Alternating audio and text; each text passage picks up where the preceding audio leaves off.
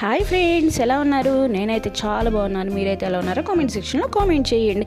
ఈరోజు మనం చాలా హెల్దీ ఫుడ్ ప్రిపేర్ చేసుకోబోతున్నాము. స్నాక్స్ ఐటమ్ అనమాట. బ్రేక్ఫాస్ట్కి కూడా తీసుకోవచ్చు.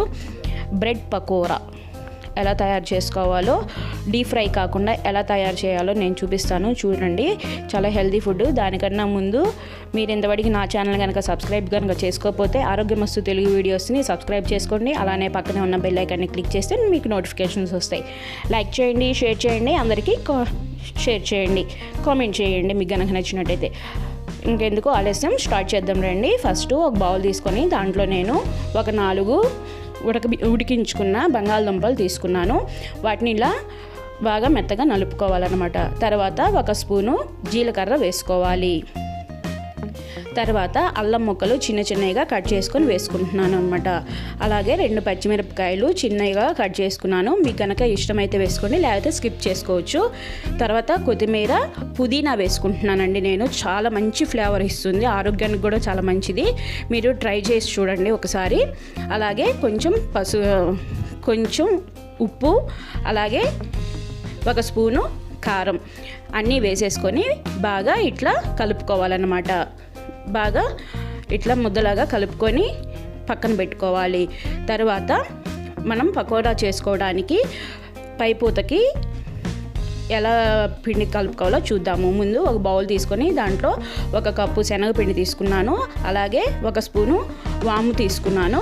1 స్పూను కారము, కొంచెం పసుపు, తగినంత ఉప్పు అన్నీ వేసుకొని దీంట్లో కూడా కొంచెం కొత్తిమీర, పుదీనా వేసుకోండి.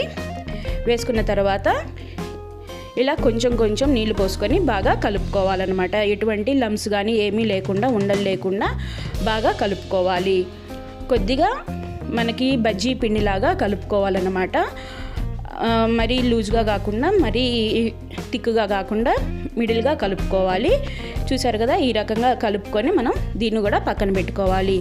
ఈలోపు మనము ముందుగా స్టఫ్డ్కి కావాల్సింది ప్రిపేర్ చేసుకున్నాం కదా, ఇది తీసుకొని, అలాగే నేను బ్రెడ్ స్లైస్ తీసుకున్నానండి.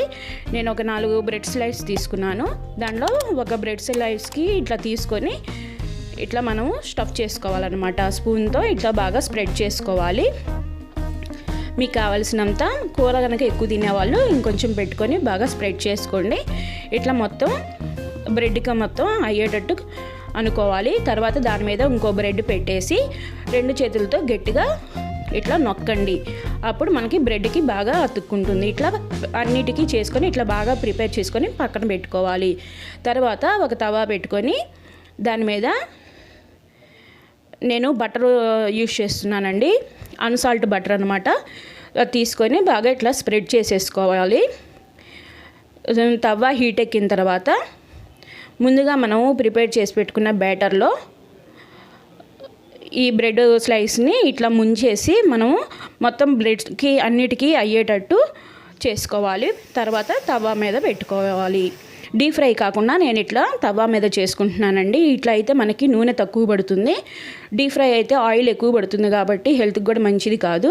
ఇలా శనగపిండి కూడా తీసుకోవచ్చు. ఇట్లా శనగపిండి తీసుకుంటే హెల్త్కి కూడా మంచిది, మంచి ప్రోటీన్స్ వస్తాయి అన్నమాట. నేను మిల్క్ బ్రెడ్ తీసుకున్నాను. మీకు బ్రౌన్ బ్రెడ్ దొరికితే బ్రౌన్ బ్రెడ్ యూజ్ చేయండి, అదైతే ఇంకా మంచిది. తర్వాత ఇలా మనము నేను చూపించినట్టు ఇట్లా 4 సైడ్లు కాల్చుకోండి.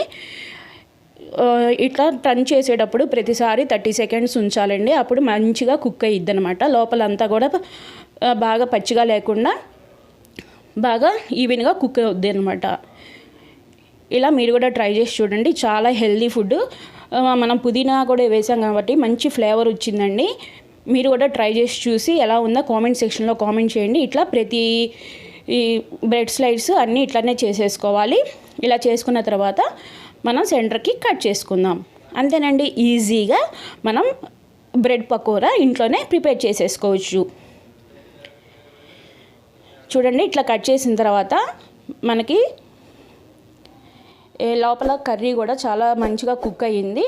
ఇలా నేను ఒక సర్వింగ్ ప్లేట్లోకి తీసుకొని సర్వ్ చేసేసుకుంటున్నాను. దీని మీద మనము కొంచెం టమాటా కచ్చప్ప వేసేసుకొని